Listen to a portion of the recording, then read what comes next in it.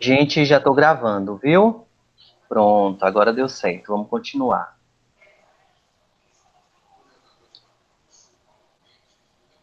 Então, continuando, a gente ia iniciar falando, a gente começou, né, falando da anticoncepção, da importância, e a gente pensar sempre na saúde sexual e reprodutiva, em métodos de contracepção, sempre pensar na dupla proteção. Por que, Pablo? Dupla proteção, sim. Porque se você quer se proteger, você não quer se proteger apenas para não ter filho. Você também tem que pensar em se proteger o quê? Em prevenir IST, né? E a prevenção é dupla. E o uso combinado da camisinha masculina ou feminina com outro método anticoncepcional, ele é bem mais eficaz. Claro que a camisinha ela é mais eficaz, né? Tanto para prevenir IST quanto gravidez não planejada, mas principalmente se você combina a camisinha mais o método anticoncepcional, você tem uma prevenção muito mais interessante. Outra coisa a se falar é que pessoas, e aí eu vou falar com vocês assim, pessoas que são sorodiscordantes, o que são, Pablo, pessoas sorodiscordantes? Vocês podem estar perguntando o que são, Pablo, pessoas sorodiscordantes. Exemplo, existem casais. Eu falei aula passada. Existem casais que simplesmente, o que acontece? Eles,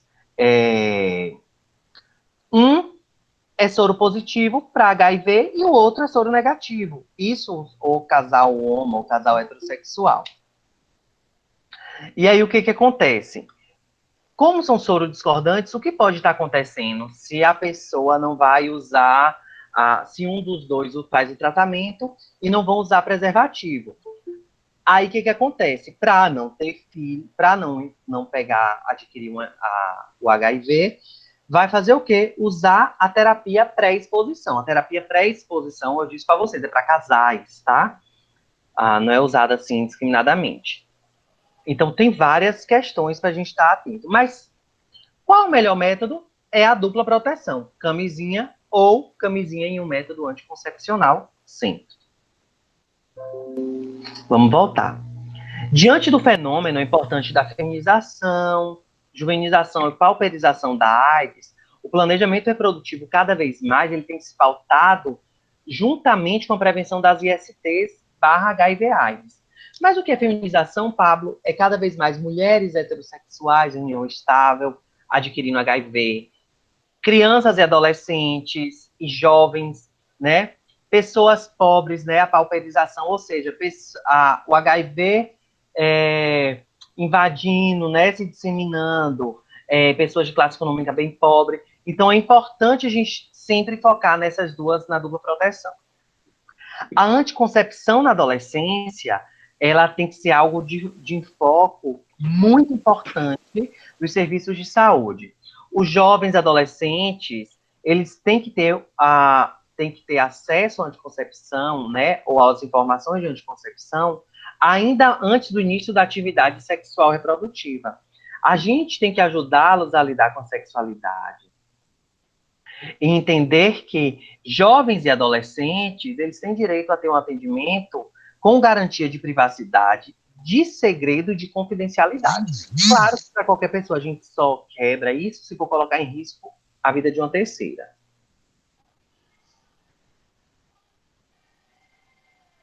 Outra coisa, situações são consideradas de exceção quanto ao sigilo, né? Que a gente pode estar quebrando o sigilo, são o quê? Pessoas com deficiência intelectual, pessoas com distúrbios psiquiátricos, e no caso de pessoas com distúrbios psiquiátricos, tem que haver o quê? Referência explícita ou suspeita de maus tratos ou de abuso sexual, e aí a gente tem que estar referindo isso.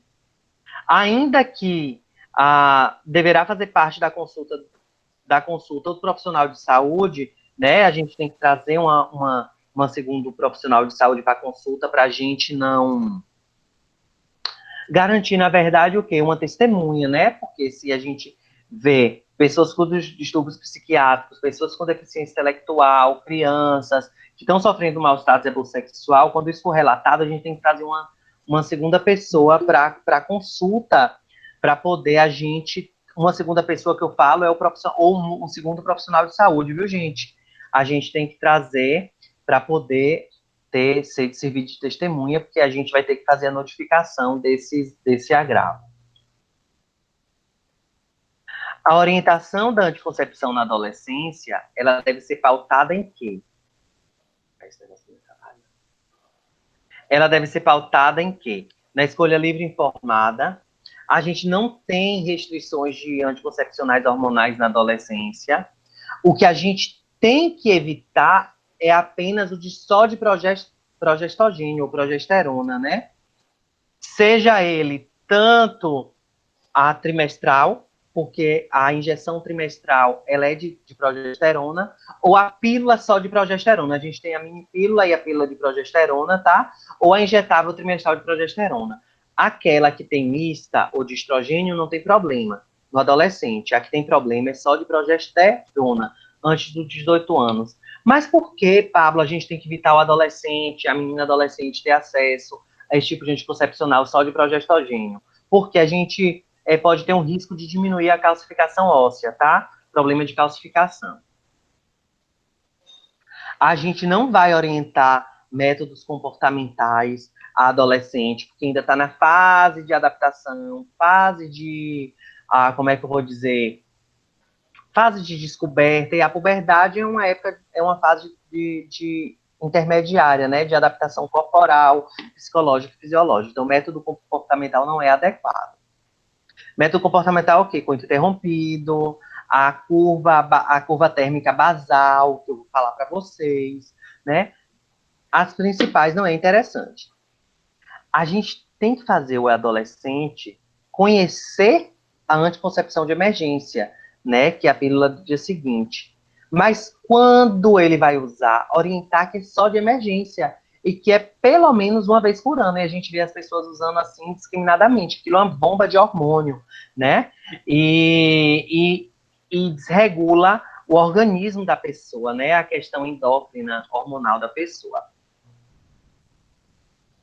Métodos cirúrgicos não são indicados para adolescentes, né? Só quando existem casos, condições clínicas ou genéticas que tornam essa questão importante para evitar uma gravidez permanente, né? A gravidez indesejada. Ou se é uma mulher de 18, 19 anos, que não é adolescente, mas está saindo da adolescência para a idade adulta jovem, o que acontece? Já tem 3, 4, 5 filhos, né? E aí a gente pode conversar com a família, com o companheiro dessa possibilidade. Na perimenopausa, né? É aquele período que antecede a última menstruação, né? Que se dá semelhante ao climatério. O que a gente tem que estar atento? A gente tem que estar atento que no climatério, essa mulher ela pode usar qualquer método, desde que não comprometa ou não apresente algo que indique o uso. Vamos lá. Quem perguntou? Vamos lá. Olha o que eu falei. Meninas maiores de 18 anos. Não é indicado pessoas novas, adultos jovens, tá? Fazer laqueadura. Mas o que acontece? Alguns médicos, eles abrem exceção, é o que eu falei para vocês. Se a pessoa tem 18, 19 anos e, por acaso, tem 3, 4, 5 filhos, conversou com o companheiro, conversou com a família e permitiu, o médico, ele pode, né? Não é uma questão de indicação, é contraindicado, mas abre-se essa exceção, né? Nesse caso de muitos filhos. Não é comum, mas existem casos, sim, de já ter feito, viu? Por conta disso. Ok, Val?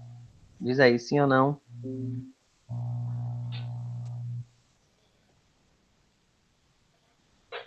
Vamos lá. Outra coisa, a anticoncepção nessa fase, ela deve ser mantida até 1 ano após a menopausa. Então, durante o climatério, o que é o climatério, gente? Não se fala mais climatério. Hoje em dia usa-se o termo mulheres de meia idade. Porque não tem algo definitivo. Por exemplo, o Ministério da Saúde, a OMS, diz que é 40 anos. Não, a OMS diz que é 40 anos o início do climatério. Algumas outras literaturas, e aí o Ministério da Saúde diz que algumas mulheres entram nos 35 anos. Aí o que acontece? Chegou-se ao quê? Mulheres de meia idade, mulheres a partir de 35 anos, que vai até cerca de 50, 55 anos, que está no período de alteração hormonal, porque a partir dos 35 a mulher começa a entrar numa fase de quê? De alteração hormonal. Então, a gente tem sempre essa dubiedade de informações, tá? Então, é nessa fase que acontece? Que quando a mulher ela inicia anticoncepção, ela tem que manter-se até um ano após a menopausa. Ela iniciou a menopausa, espera-se um ano, e aí para a anticoncepção. O que a gente tem que enfatizar? A mulher ela não tem nenhuma contraindicação de métodos anticoncepcionais hormonais nessa fase, tá? E é uma fase que muitas mulheres elas precisam fazer reposição hormonal. No pós-aborto, é outro período que a gente tem que estar atento e enfatizar bastante, né? Encorajar o quê?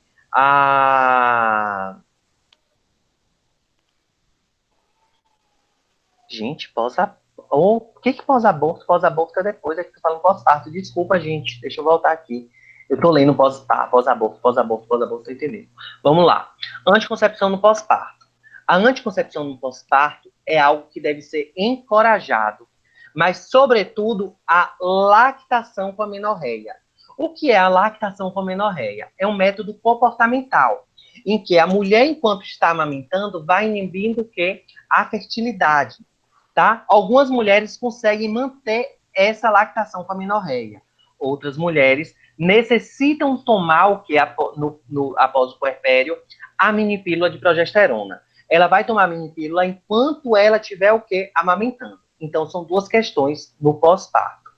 Ou estimular a mulher em amamentação exclusiva, né, em livre demanda, nos 6 meses de pós-parto, tá? Se a 45 dias ela continua sem iniciar o ciclo, o que acontece? Ela pode ir continuando, tá? Porque a amamentação ela consegue inibir, que mantém a taxa de progesterona um pouco mais elevada, que evita entrar um novo ciclo. Só que o que acontece? Essa mulher, ela tem que estar amamentando de dia e de noite, não pode largar a amamentação de jeito nenhum. Por isso que ele é um método comportamental, não é tão eficaz para todas as mulheres, tá? E a gente vê volta e meia algumas mulheres engravidando 1 mês, 2 meses após parto. Acontece? Acontece, tá? E não é ideal, a gente sabe disso. Aí o que acontece? Se a mulher ela consegue, ok, mas muitas mulheres elas não conseguem, né, fazer a LAN, que é a lactação com amenorreia. E aí o que a gente recomenda? Mantém-se o aleitamento materno, mas inicia a minipílula de progesterona, tá? Pelo período de 6 meses, por exemplo. Quais as condições que a LAN necessita? Que a menstruação da mãe não tenha retornado, que o bebê esteja alimentando sempre de forma integral e até 6 meses, né? O bebê tem que ter menos de 6 meses. Outras orientações que devemos fazer. Sempre estimular o uso da camisinha masculina ou feminina em todas as relações. A gente sabe que as pessoas têm dificuldade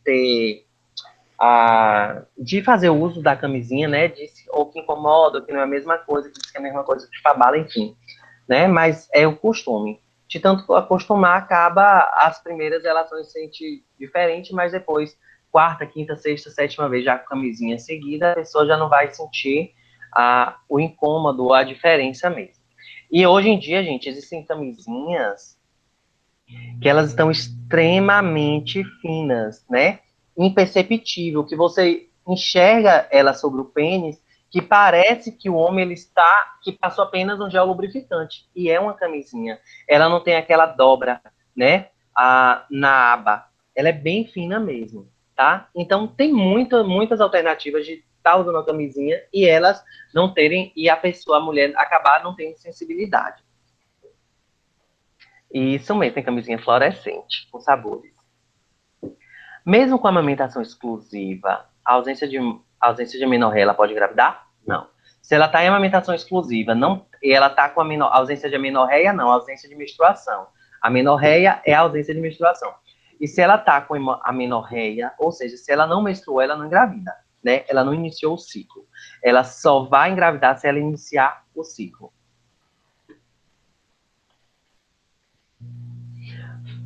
a famosa mini pílula que eu falei, né, de progestogênio em baixa dosagem.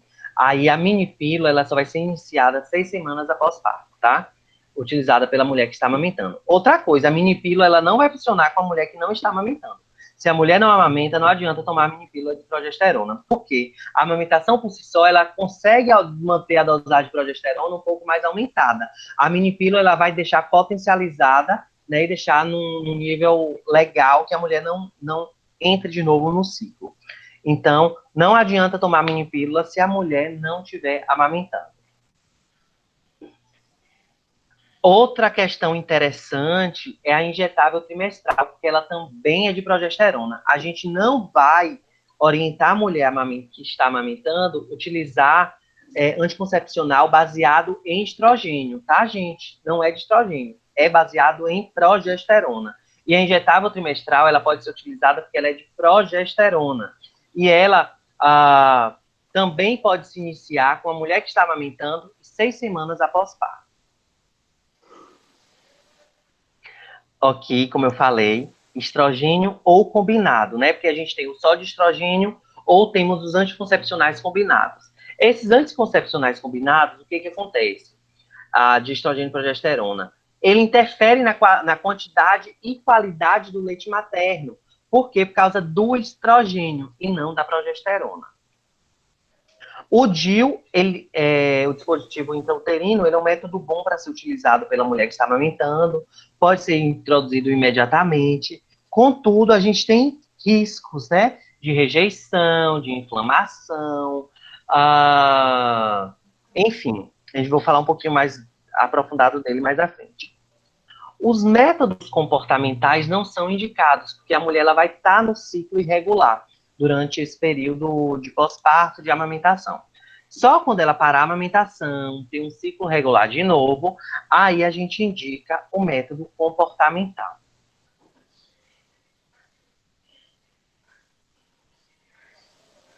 Uma coisa interessante, ela quer a dura tubária. A legislação federal, ela não permite que a mulher, ela seja feita na mulher, né, a esterilização cirúrgica, durante os períodos de parto, aborto, ou até 42 dias do pós-parto, aborto, né? Só se for comprovada uma necessidade muito grande, uma mulher que passou por sucessivas cesarianas, uma mulher que teve um descolamento prematuro de placenta, muito grave, ou que uma mulher que teve uma placenta prévia, uma placenta rebaixada, que causou danos ao útero, enfim. São em casos muito graves que faz imediatamente. Mas a laqueadura tubária só é permitida à mulher 42 dias, após 42 dias, né? Pós-parto aborto. Desse período de parto-aborto não é permitido. E aí entra com a anticoncepção pós-aborto, que eu ia dizer para vocês. Por quê? A pessoa, quando ela chega em situação de pós-abortamento, né? O aborto, eu não gosto nem do termo, tá até errado aqui, que aborto é o produto, né? Em situação de pós-abortamento, o que acontece? Quando a gente inicia o planejamento reprodutivo no pós-abortamento, a mulher ela pode estar em situação, seja de provocado ou espontâneo. A gente, como profissional de saúde, se estiver no hospital, a gente não tem que querer saber se é provocado ou espontâneo. Tratá-la e orientar. Olha, o método reprodutivo, anticoncepcional é muito interessante, porque a senhora não começa. Aí orientar, né? Que isso é muito importante para ela prevenir uma gravidez não planejada, porque ela não pode engravidar imediatamente nesse período, porque o organismo dela, né, está recuperando do pós-abortamento. E aí, o que acontece? A gente tem que orientar, ela pode iniciar os métodos anticoncepcionais, inclusive de emergência, né? Ela pode iniciar imediatamente e orientar o acompanhamento na unidade básica de saúde para ela estabelecer o quê? Algo regular, experimentar um método mais adequado. E é com informação que a gente consegue o quê? Reduzir a procura pela questão do abortamento. Por quê? Quem vai procurar você é aquela mulher pobre do hospital público. Não é a rica ou a pessoa que tem informação. É a mulher que não tem informação. Então, se ela não tem informação, você tem que orientar, tem que ter paciência e não julgar. Porque se você não orienta e não tem paciência, vai repetir várias vezes, não vai adiantar de nada. vai acontecer você julgando ela, querendo ou não. E o que a gente tem que fazer é evitar, porque a gente sabe que o abortamento, clandestino principalmente, que é o que essas mulheres elas vão procurar, ele vai colocar em risco a vida dela. As pessoas que convivem com HIV/AIDS, a gente também tem que orientar dentro desse contexto de respeito, né? Informar a dupla proteção, falar da pessoa das intervenções preventivas, né? Das mulheres que estão em gestação, do uso de antirretroviral combinado na gestação. A gente pode falar que a mulher, a parturiente, o recém-nascido, ele tem que usar, né, a quimioprofilaxia com AZT durante esse período, né, e indicar a não amamentação à gestante. A não amamentação, ela é indicada imediatamente a ser cancelada. A mulher que ela é diagnosticada com HIV, é interrompida a amamentação, ela não pode amamentar, mesmo que ela esteja com carga viral indetectável, mesmo que ela iniciou o tratamento, não é contraindicado a amamentação, ainda não saiu nada falando da carga viral indetectável. Até então, como não li ainda nada, nenhum artigo, nenhuma diretriz nova, né? Se alguém leu, pode me atualizar, mas até então, pelo que eu li, a amamentação continua contraindicada para mulheres com HIV/AIDS. E além disso, da dupla proteção, né? A gente tem, se esse casal soro discordante, a profilaxia, a de pré-exposição, a camisinha, e ela pode estar tomando um anticoncepcional também, né? Para poder evitar uma nova gravidez. E aí os métodos anticoncepcionais, já falei para vocês, nós temos os orais, no caso hormonais, orais, injetáveis, mensais e trimestrais, os implantes subcutâneos, os percutâneos, que são os adesivos, e os vaginais, que são os comprimidos e os anéis. Métodos de barreira, o feminino nós temos diafragma, espermicida, preservativo feminino. O masculino nós temos o preservativo masculino. Nós temos também os intrauterinos, que são os DIUs. O DIU ele pode ser de cobre ou de hormônio. O de hormônio baseado em levonorgestrel. Nós temos os comportamentais, que aí nós temos o calendário, ou a tabelinha, que é chamado de Diógenes Knowles, né, que é a famosa tabelinha. A curva térmica basal, que aí a gente mistura a temperatura da mulher no período que ela está fértil, que são de 12 a 15 dias pós a menstruação descer, né? E aí a gente vê que a temperatura ela sobe 1 grau a mais. E nós temos o cinto térmico também, né? Que é a questão da temperatura. Nós temos o Billings, que é o do muco cervical, que o muco ele fica diferente no período fértil, e o coito interrompido. Vou estar explicando cada um deles nesse instante. Nós temos também os definitivos, que aí tem o masculino e o feminino. O feminino é a ligadura tubária e o masculino é a vasectomia. E aí é muito melhor a vasectomia, porque é menos invasiva, a recuperação do homem mais forte do que a da mulher, né? Que a mulher passa pelo procedimento cirúrgico. Até agora ninguém perguntou nada.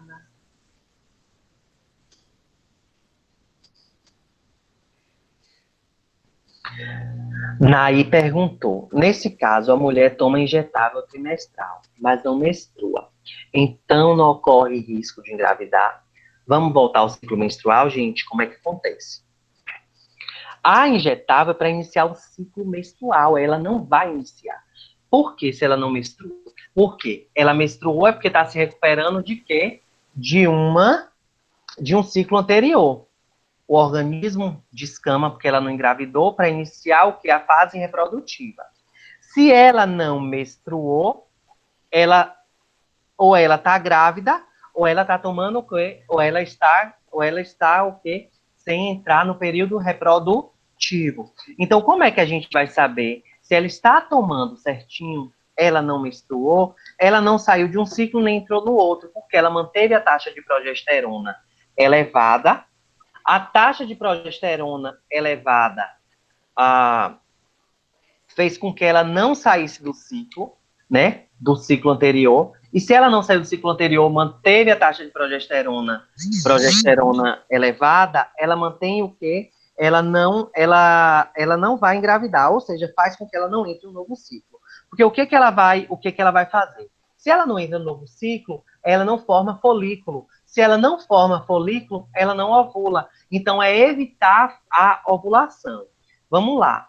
Ela mantém progesterona, ela não engravidou. Se ela não engravidou de jeito nenhum e ela está tomando a injetável, progesterona continua alta, a gente tem corpo lúteo. Se a gente tem corpo lúteo progesterona alta, ela não vai descamar e não vai formar novo folículo. Não formando novo folículo, não tem o que? Óvulo. Ela precisa que a progesterona diminua para ela precisa que a progesterona que está alta diminua. Progesterona diminuindo, ela descama o endométrio. Ao mesmo tempo que o endométrio está descamando, estrogênio ele começa a aumentar porque está estimulando o quê? Formação de folículo, formação de óvulo. Se a gente não tem o pico de estrogênio e a gente não tem se a gente não tem pico de estrogênio e a gente tem alta dosagem de progesterona, a gente não tem formação de folículo, logo não tem formação de óvulo. Então, o objetivo da injetável é esse. Ficou claro ou não, gente? Naí, que perguntou.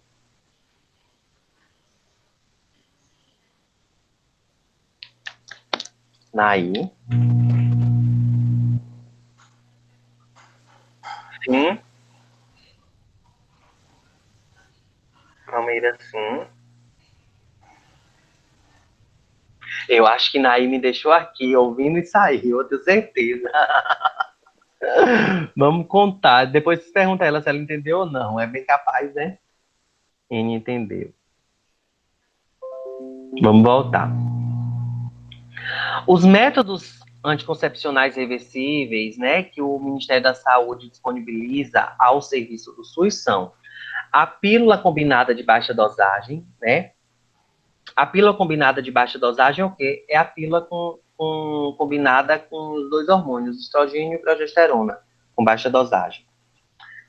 A mini pílula de progesterona, a pílula anticoncepcional de emergência, a injetável trimestral e mensal, disponibiliza o preservativo masculino, disponibiliza o diafragma e o DIU-T de cobre. Lembrando que o diafragma ele só é eficaz com espermicida, tá? Eu vou explicar nesse instante. O DIU de levonorgestrel, que é o dihormônio, não é disponibilizado. O anticoncepcional hormonal oral, ele é o quê? São os esteroides utilizados isoladamente ou em associação. Quais são os esteroides? Progestógeno, que é a mesma coisa que progesterona, ou estrógeno, ou estrogênio, né, que são o mesmo nome. Os métodos combinados contêm os dois hormônios sintéticos, estrogênio e progesterona, né? Que eles são o estrogênio e o progestágeno, né? Que são semelhantes produzidos pelo ovário da mulher. Então, a pílula combinada, ele é o anticoncepcional hormonal oral, combinado com os dois hormônios. Qual é o mecanismo de ação dele? Inibir a ovulação e permanecer com que o muco cervical esteja o quê? Espesso, dificultando a passagem do espermatozoide. O muco da cérvice, né, a uterina, estando espesso, vai dificultar a passagem do espermatozoide e encontrar ao óvulo. Além do que, vai inibir a ovulação também. Ele é eficaz? É eficaz. A eficácia está relacionada à administração. Se a mulher toma regularmente e correto, não vai ter falha. Se ela não toma correto, toma hoje, amanhã, perere, perere, falha. Toma hoje, amanhã, perere, perere, falha, e vive nessas falhas de esquecimento, pode ter certeza que vai perder eficácia, tá? E se você toma 3, perdeu hoje, no outro dia toma 2, você vai estar botando uma bomba de hormônio no seu corpo e o risco continua do mesmo jeito. Ele só tem eficácia se for tomado corretamente. Ele dá efeitos secundários? Pode dar efeitos, sim. Tem mulher que pode sentir náuseas, pode fazer êmese, sentir um mal-estar gástrico, cefaleia leve, pode ter um leve ganho de peso, ter o ciclo alterado. Exemplo que vocês conhecem, que eu não decoro o nome, nem me pergunte nome. Eu tenho que saber do que ele tem. Aí tem o ciclo 21, o microvilar e o Nordeste. Já ouviram falar de algum desses, gente?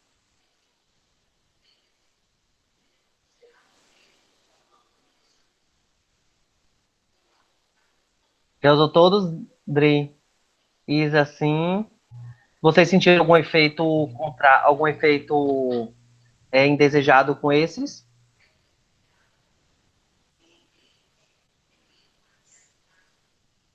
ciclo 21 é mais comum. Nadinha, Adri, é retada mesmo. Microvilar, N usava.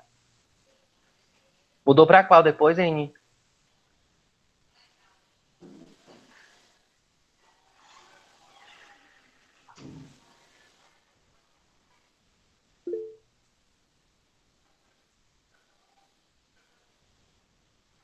Porque você quer engravidar, né?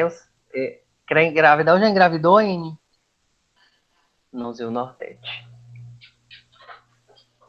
Quero. Vai dar certo. Deixa o ciclo regular. Tem mulheres que é rápido, tem mulher que precisa do ciclo regular direitinho para poder engravidar. Ó, foca no namoro na nhanhada, N. Foca na nhanhada, sabe quando? É sempre, não esqueça do detalhe, do 12º dia, que depois que a sua menstruação desceu, você, começa, tem ovário policístico, tem que fazer tratamento. Mas ou não, pode ser que aconteça também, mais dificuldade de ovular.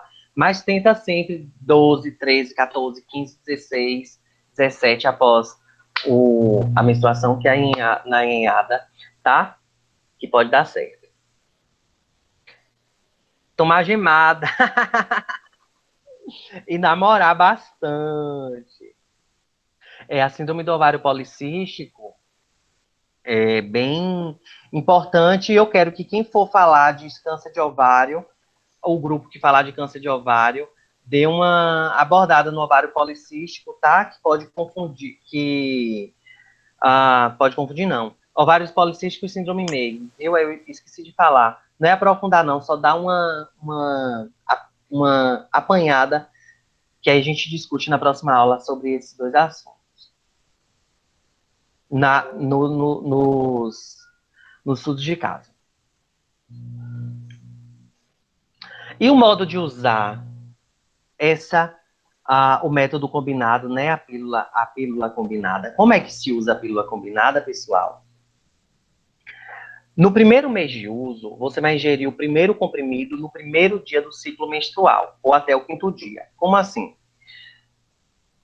Pegar N não, pegar a Valmira tá ganhando, não quer engravidar. Hoje, Valmira, o sangue desceu da menstruação. Ela tem que iniciar o comprimido hoje ou até o 5º dia da menstruação. E aí depois ela vai tomar 21 dias seguidos. Tomou os 21 dias seguidos, ela faz uma pausa de 7 dias e inicia uma nova cartela no 8º. Vou dar um exemplo. Hoje são 4. Hoje a menstruação de Valmira desceu. Então, ela vai começar a tomar hoje, vai tomar 4, 5, 6, 7, 8, 9, 10, 11, 12, 13, 14, 15, 16, 17, 18, 19, 20, 21, 22, 23. Dia 24. Dia 24, ela tomou os 21 comprimidos. Aí ela vai parar agora 7 dias. Vai parar 25, 26, 27, 28, 29, 30 e 31. No dia 1º de julho, Valmira vai iniciar a nova cartela. Isso. A cartela que vem 22 comprimidos, a gente tem que estar atento. Por que 22? Tem cartela com 21 comprimidos e com 22 comprimidos. A com 22, você faz a pausa de 6 dias e inicia a nova cartela no 7º. A cartela de 21 comprimidos, você faz pausa por 7 dias e inicia a cartela no 8º. Existem comprimidos placebos, né, que simulam a pílula, mas não contém hormônio. E às vezes como é que fala? O controle do ciclo menstrual vai ser o quê? Na cabeça, já que é placebo. Entenderam, gente, o uso da cartela? Ei, Pro. Oi. Vou perguntar pelo áudio que manda mais rápido. Eu prefiro também, pelo áudio. Em relação às cartelas de comprimido com 21 cápsulas, eu só vou tomar o primeiro comprimido, tipo assim, é só a primeira cartela que eu vou iniciar no primeiro dia da menstruação ou as outras também serão? Não. Você vai permanecer sempre. Aí, uma vez que iniciou, permanece o protocolo. A primeira vez que for tomar cartela de 21 dias, de 21 comprimidos, hoje você menstruou. Inicia a cartela hoje. Iniciou hoje, pronto. Você vai seguir. Toma 21 para 7 dias, toma 21 para 7 dias, toma 21 para 7 dias sempre. Não vai esperar a menstruação voltar, não. Ah, sim, eu entendi. Mas no caso, igual você falou aí, entre o primeiro e o quinto dia, eu não entendi essa parte. Por exemplo, você tem entre o primeiro ao quinto dia da menstruação para iniciar a cartela. Se a menstruação desceu hoje e você não iniciou a cartela, você pode tomar ou amanhã, ou depois, ou depois, ou depois. Entendeu? Se você iniciar a sua cartela nos 5 dias que está tendo a descida do sangue do ciclo menstrual, ok. O que não pode é passar o ciclo e você iniciar a cartela, não adianta nada. Ah, entendi. Então eu tenho do primeiro ao quinto dia. Se eu Isso. tomar, vamos supor, no dia 2 ou no dia 3, todos os meses eu tenho que iniciar após o segundo ou terceiro dia da menstruação, né? Não, é só a primeira cartela. Ah, só A a partir primeira? da segunda, não, eu estou explicando. Ó, a primeira cartela é que você inicia do primeiro ao quinto dia. Exemplo, sua menstruação desceu hoje. Hoje você pode tomar cartela, hoje é quanto? 4. Você pode iniciar a cartela ou 4, 5, 6, 7 ou 8, tá? Algum desses dias. Uma Primeira vez que iniciou cartela. a cartela, você começa e conta 21 dias. Terminou a cartela seguida com 21 dias, você descansa 7 e reinicia no 8º dia. Ah, entendi.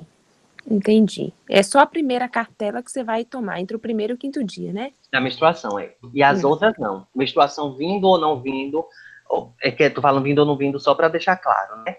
Você vai tomar sempre 21 para 7, 21 para 7, 21 para Entendi. 7. Entendi, perfeito, entendi. Entendeu ou não? Alguém Entendi. tem dúvida, gente?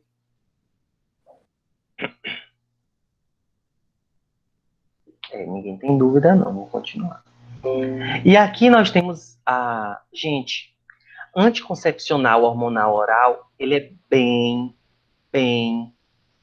bem prejudicial à saúde, no sentido de fazer interação. Você tem que ter um cuidado muito grande e saber na hora de tomar esse medicamento. Por exemplo, a longo prazo, ele vai interferir na produção de trombócitos. Ou seja, a longo prazo você pode ter problemas de coagulação em excesso, né, por conta da produção de trombócitos. 10 anos, 15 anos. E você sabe que formação de trombos são prejudiciais. Pronto. Segunda coisa, os hormonais, eu estou falando de hormonal oral, viu, gente? Não estou falando de injetável, não. Hormonal oral, que são as pílulas. Outra coisa, se você faz o uso dos anticoncepcionais orais hormonais e vai tomar algum medicamento, tenha atenção. Por quê? De evitar sem tomar, por exemplo, tomou agora. Vamos dizer que você toma sua cartelinha, toma a pílula da cartelinha todo dia, 8 horas da manhã. Se você precisar tomar algum remédio, qualquer remédio, espere passar pelo menos umas 12 horas para tomar um outro comprimido. Ou, se você sentiu dor de cabeça, está fazendo tratamento com algum antibiótico, algum antipertensivo, você tem o quê? Como é que fala? Não tomar no mesmo horário e evitar e ter um espaço prolongado entre um e outro, ok? Se por acaso você vai iniciar um tratamento com antipsicótico, com hipnótico, medicamentos que interferem no sistema nervoso central, ou hipoglicemiante, você vai ter que solicitar a troca do anticoncepcional. O ideal é que seja por um injetável. Sair da pílula para o injetável. Porque existem as interações. Olha aqui. Se você toma pílula e toma um analgésico, ele pode ter uma interação o quê? De diminuir o efeito do hormônio. Se você toma pílula combinada com antibiótico como a rifampicina, que é para o tratamento para TB, por exemplo, você diminui o efeito do hormônio. Com antifúngico, como a griseofulvina, por exemplo, que ele é um antifúngico, você diminui o efeito do hormônio. Se você toma mini pílula e faz tratamento com anticonvulsionante, você diminui tanto o efeito do hormônio, tanto o efeito terapêutico do medicamento. Os dois perdem efeitos, porque tem interação.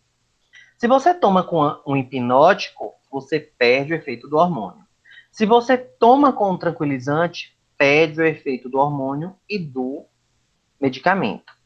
Com um diurético, perde o efeito do hormônio.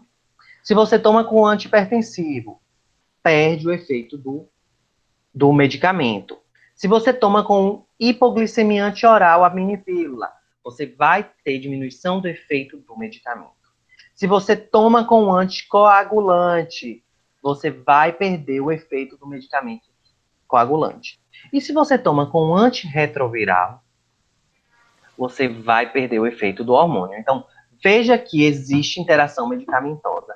Então, vamos estar atento. Muitas vezes, por isso que tem gente que fala, eu faço tratamento direitinho, eu tomo direitinho, a minha cartelinha não falha em gravidez. Você faz uso de outro medicamento, a gente tem que estar atento a isso, e muitas vezes a gente passa despercebido e não questiona as mulheres na hora de indicar ou pergunta e não se atém na hora de fazer o planejamento familiar. Tá ok, gente? Por enquanto tá tranquilo?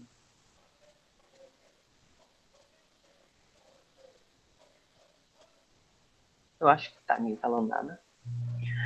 Complicações eu já falei, né? AVC, infarto agudo, trombose venosa periférica. O leite materno pede a qualidade, a quantidade. Faz sobrecarga, né? De hepática, podendo aumentar o surgimento de tumores de fígado.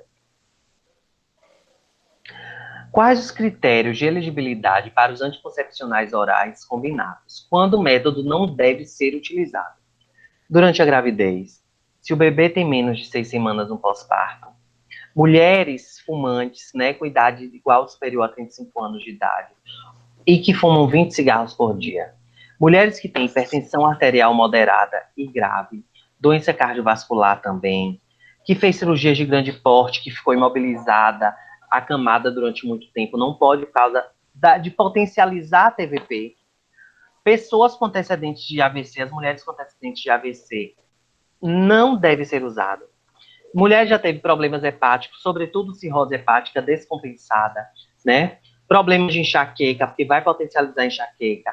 Mulheres que teve câncer de mama, diabetes complicada, jamais tomar os achos, né? Os anticoncepcionais hormonais orais ou os achos combinados. Alguém mandou alguma perguntinha? Voltando. Outro que a gente vai falar é da minipílula.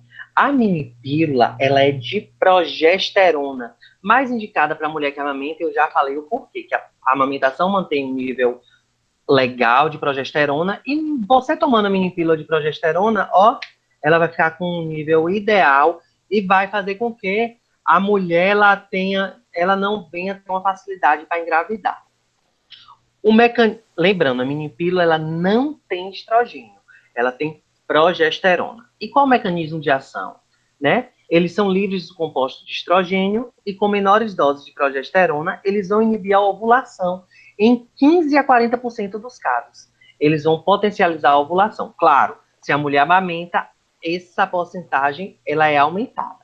Se a mulher não aumenta, essa porcentagem é de 15 a 40% da inibição da ovulação. E qual a eficácia dele? É de 99,5%. Porque a taxa de falha é de meio ponto, né? Ou seja, é de 0,5 em cada mulher. Ou seja, é de quê?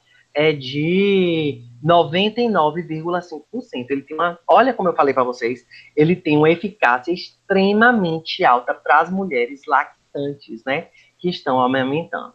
Mas para as mulheres que não amamentam, a eficácia está no uso correto e consistente. Contudo, não é tão alta quanto a pílula combinada. Então, é eficaz? É baixa eficácia, de 15% a 40%. Quais efeitos secundários? Altera o fluxo menstrual, pode causar cefaleia e sensibilidade mamária. Não deve ser evitado quando, não deve ser usado quando a mulher está grávida ou tem câncer de mama atual. O uso. Nas lactantes, o uso deve ser iniciado após 6 semanas do parto. Contou 6 semanas, ou seja, 42 dias, inicia no exato 42º dia, ou 6 semanas. Se a menstruação já retornou, a mulher ela pode começar a tomar esse anticoncepcional, tá? Mas a eficácia, mas ela tem que o quê? Tá amamentando. Se ela não amamentou e esperou a menstruação vir para tomar a minipílula, a eficácia vai ser diminuída. Após o parto, se a mulher não estiver amamentando, a minipílula pode ser iniciada imediatamente. E aí, se ela inicia a minipílula imediatamente no pós-parto, e ela foi impossibilitada de amamentar, ela pode iniciar também. Só que depois, com a fase do puerpério ter passado, possivelmente tem que avaliar para ver se ela pode mudar, se ela deve mudar para outro anticoncepcional ou não. Ei, Pro, Oi. até que idade essa mulher ela pode estar tomando essa mini pílula de progesterona? A minipílula de progesterona, ela é eficaz apenas para adolescente? Vou ser sincero para vocês. E para as mulheres que estão amamentando. Ela não é tão eficaz. Ou mulheres que têm uma alta sensibilidade aos outros, experimentou de todos e não foi, ela vai tomar minipílula de progesterona, correndo o risco de não ser tão eficaz com ela. E aí tem que avaliar. A minipílula de progesterona por exemplo, mulheres mulheres de meia idade. Ela tem uma dosagem muito baixa, né? E às vezes a mulher precisa fazer reposição, ela não vai tomar progesterona. Então, a minipílula não é uma questão de idade a ser avaliada, mas de contexto. Entendeu ou não, Valmir? Eu sei que não foi a resposta que você queria, mas é porque é contexto, não é idade exata. Mas ela é mais indicada quando que você tem que saber? Adolescentes pode tomar, meninas, né? E, principalmente, mulheres em amamentação. Aí a eficácia de 99,5%. Gente, se a eficácia é baixa, não adianta nem tentar. Só se as outras não surtiram efeito mesmo, você vai usar. E aí vai usar. Entendeu, Certo, Val? Pro. Certo, entendi sim. Ai, deixa eu ver o que mais. Tá, já falei disso aqui.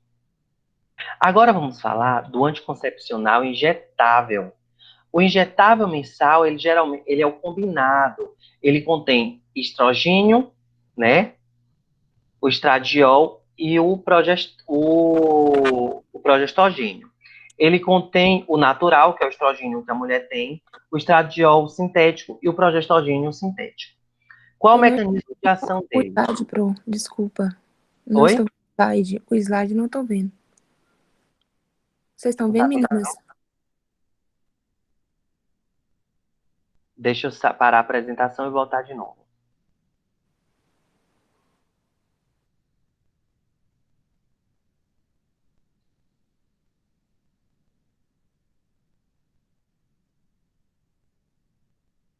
Deixa eu parar e voltar aqui que eu esqueci de fazer uma coisa.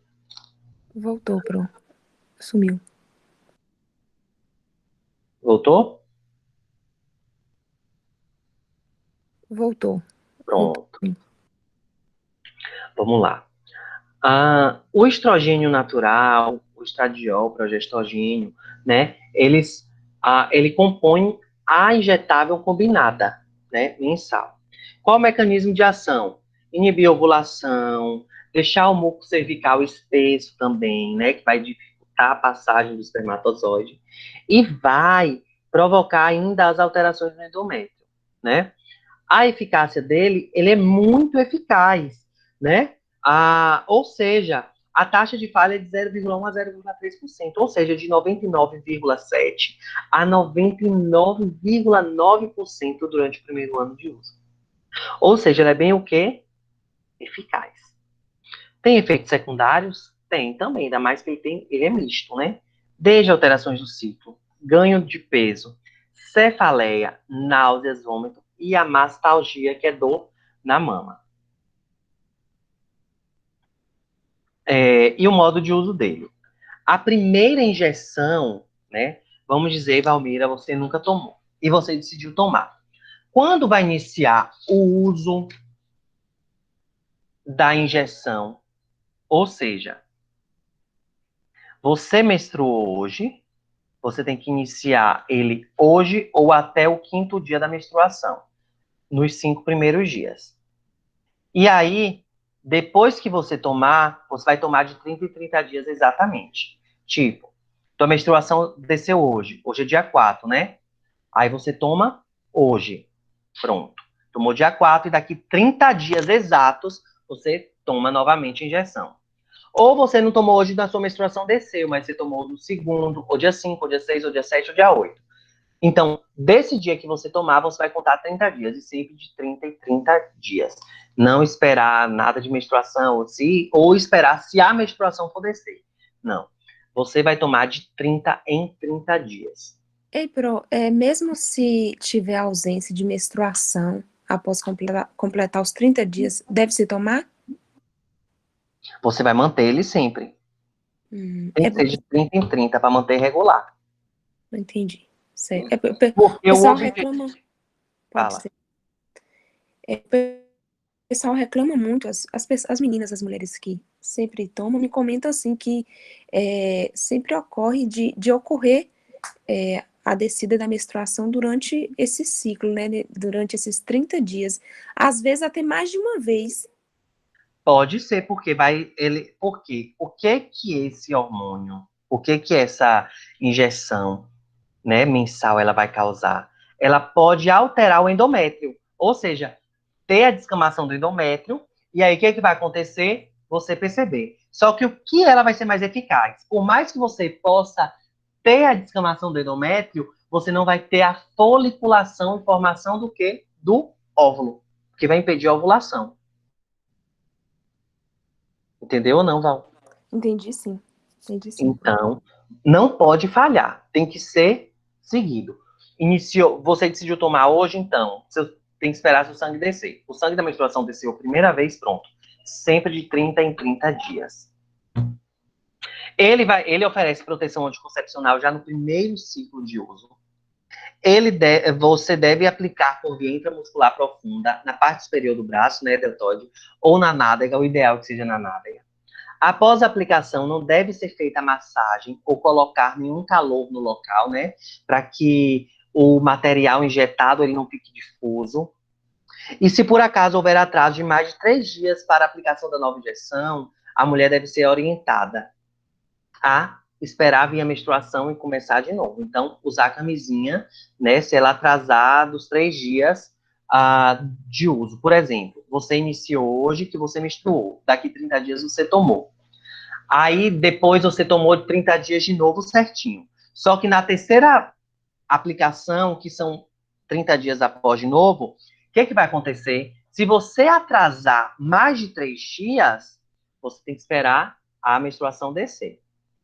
E usar a camisinha. Porque possa ser que ele perca eficácia. Ou passar pelo ginecologista para poder avaliar. Ei, Pro, mesmo que durante esses 3 dias a mulher ela esteja fazendo uso de preservativo, tem que se esperar então uma nova menstruação para se iniciar um novo ciclo. Exatamente. Certo, certo. Exatamente. Exatamente. Ai, vamos continuar. Outra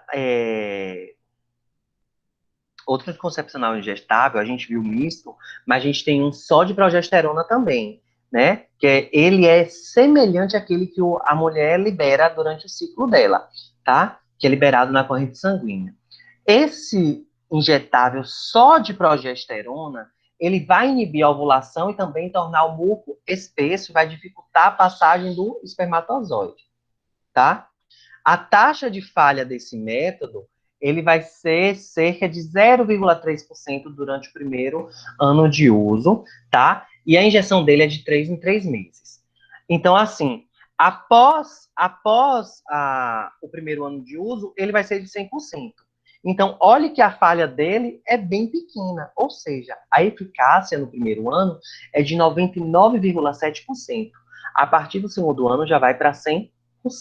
E ele é de 3 em 3 meses. Né? É a injeção só de progesterona, que é de 3 em 3 meses, né? Que é injetável. Tem efeitos secundários? Com certeza. A menstruação vai alterar, a mulher vai aumentar peso, cefaleia, sensibilidade mamária, tem alteração do humor, náuseas, queda de cabelo, diminuição da libido, acne. As mulheres reclamam muito do de 3 meses, é o que mais as mulheres reclamam, mais até que o mensal. Mas ele é Heitor, extremamente eficaz. deixa eu falar. No injetável trimestral, vai tomar essa medicação, né, essa injeção, e ela vai valer por 3 meses. Minha Isso. menstruação só vai descer após 3 meses ou mensalmente vai ocorrer um ciclo aí entre um e outro? Vai variar. Tem mulher que inicia-se o ciclo, e tem mulheres que não, só de 3 em 3 meses. Ela muda, a resposta do organismo do ciclo menstrual da mulher varia muito. Não existe consenso. Mas, na maioria das mulheres, ela vai ter a menstruação, só que vai ter a alteração desse ciclo. Entendeu? Ou não entendeu? Não, peraí. Então, no caso, pode ser que ocorra essa menstruação, mas isso não vai ter problema nenhum para a mulher, né? Na maioria das mulheres, não.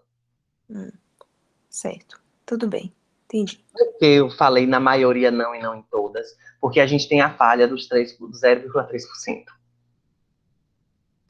Entendi, Pro. Entendeu? Mas na maioria das mulheres, não. E aí, o que vai acontecer? O que vai acontecer?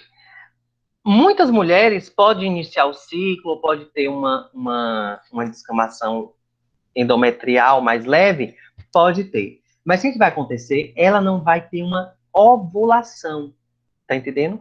Ela não vai estar fértil. E além de tudo, o muco cervical ele vai estar muito espesso, dificultando o quê? A passagem do espermatozoide. Então, é isso que vai acontecer basicamente. E como é que a mulher ela deve tomar esse trimestral? O trimestral é o seguinte: você menstruou. Se você menstruou, Valmira, hoje, você tem 7 dias para poder tomar injetável. Uma vez que você tomou a injetável, você vai contar 90 dias. Ou seja, 3 meses para poder tomar novamente. Diferente Da mensagem? da mensal, são 5 dias, aqui na trimestral são 7 dias, tá? Que você tem que você pode ter aquela margem de segurança para poder injetar e ter essa mais segurança de entrar no período fértil. Ok. Eu gosto da Almira pergunta, acho ótimo isso. Amo de verdade, do fundo do meu coração, porque não fico falando só. Primeira consulta, né? Como tem que ser a primeira consulta? Então, nós vimos aqui os métodos hormonais disponibilizados por onde? Disponibilizados na unidade básica. E a primeira consulta, ela deve incluir o quê? Anamnese, investigar todas as condições que possa contraindicar qualquer método, fazer exame físico, exame ginecológico, incluir o exame das mamas.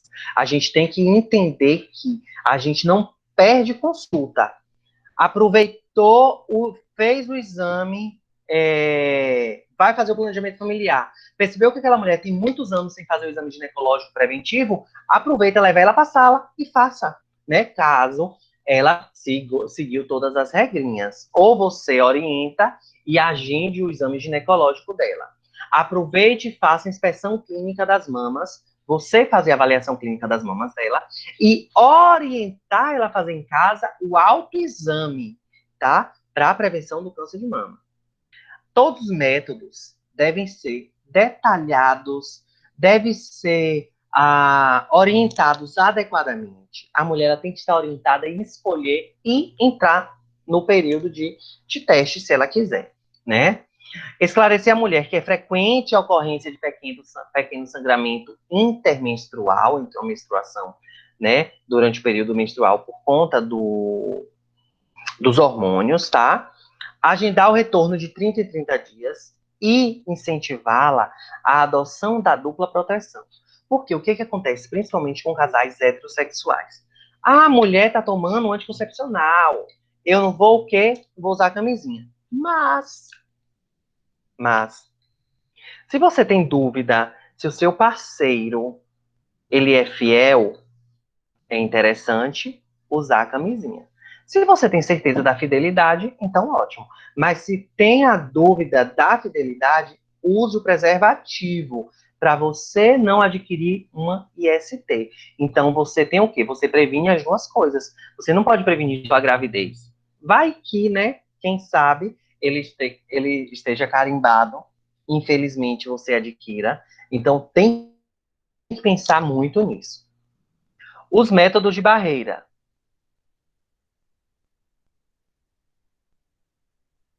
Os métodos de barreira. Os métodos de barreira são aqueles que impedem a trajetória do espermatozoide em direção ao óvulo, impondo o quê? Os obstáculos mecânicos e químicos. Os químicos ponta do espermicida. Né? Os métodos de barreira disponíveis são, como já falei, os preservativos, diafragma, espermicidas e as esponjas vaginais. A vantagem desses métodos são que eles não têm efeitos sistêmicos como os orais hormonais, né? Tem poucos efeitos colaterais locais e quase não existe contraindicação.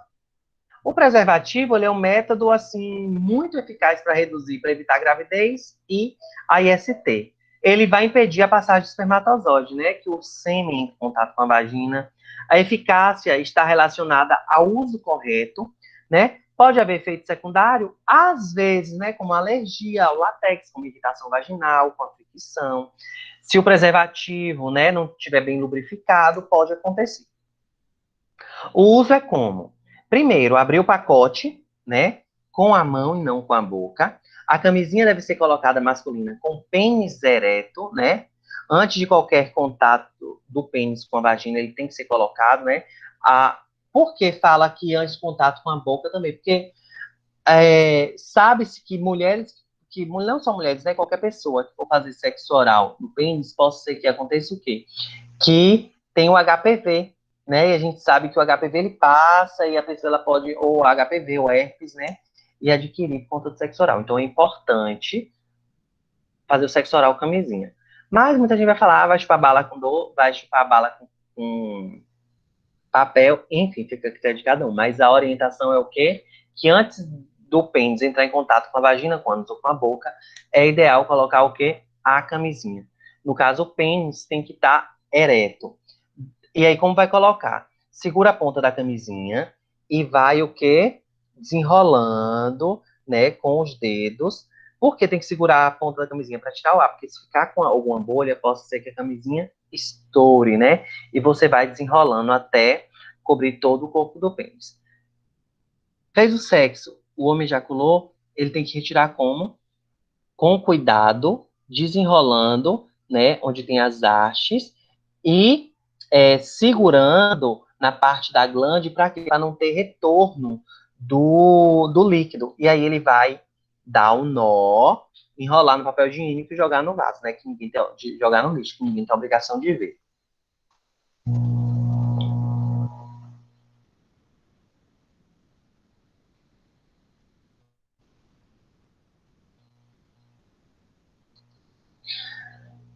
Érica, como eu expliquei, o que acontece? O certo. Daí você toma e corre o risco. Por quê? Se você tomar até o quinto dia, você fica protegida já aquele mês. Se você tomar qualquer dia, aquele mês que você iniciou o uso da mensal, você não vai estar protegida. Você corre o risco de engravidar, e um risco muito alto. Porque não vai conseguir regular, você não vai impedir a foliculação. Porque o objetivo porque o início da foliculação, da formação do óvulo, é onde é no início do ciclo menstrual. Então, o objetivo é esse. Você fica exposta, né, a engravidar naquele mês, se você passar do quinto dia. Mas aí, o segundo mês, terceiro mês, quarto mês, enfim. Outra coisa, e se sua menstruação for irregular, se a sua menstruação é como eu disse, Érica, você tomou, ocorreu de você ter sorte de não engravidar, entendeu? Mas, nos primeiros meses, você pode engravidar até regular direito o uso. Não, tô brigando não, Érica. A Érica achou que eu tava brigando, oxente. Não, não para. Você não terminou de explicar, deixa eu terminar de explicar. Bom, você. Não, não, não, não, não, não. Você continua agora, porque ele vai regular. O que você não pode é passar dos 30 dias. Eu tô falando do primeiro mês. O primeiro mês que você tomar é do primeiro ao quinto dia. Para você proteger por aquele primeiro mês também. Você tem que se proteger naquele primeiro mês. Se você passou dos 5 dias e não tomou, você pode tomar, mas vai ter uma eficácia diminuída naquele primeiro mês. E aí, para o segundo, terceiro, quarto, quinto, sexto, por aí vai, ela vai se regulando. Entendeu agora? Não para, não. Se você está se dando bem com ela, não para e inicia, não. Continua que você já está regular, no caso, né?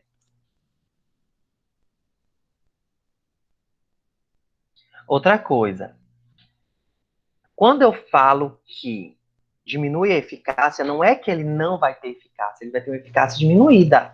Aí você vai para a sorte. Possa ser que deu certo e foi suficiente para te prevenir de uma gravidez planejada, possa ser que não dê certo, né? E te previna nesse primeiro mês da gravidez não planejada. Então vai depender muito. Então isso é pro início, pro primeiro mês.